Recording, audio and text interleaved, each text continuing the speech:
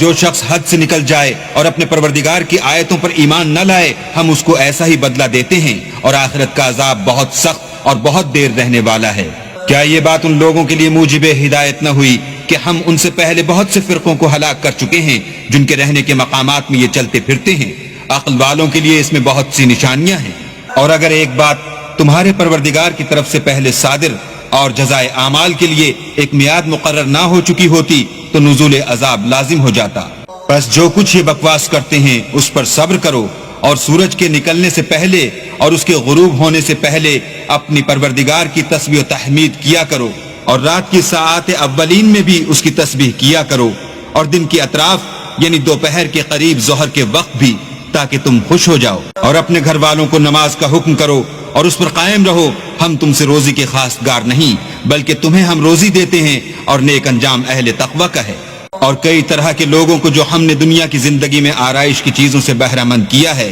تاکہ ان کی آزمائش کریں، ان پر نگاہ نہ کرنا، اور تمہارے پروردگار کی عطا فرمائی ہوئی روزی بہت بہتر اور باقی رہنے والی ہے۔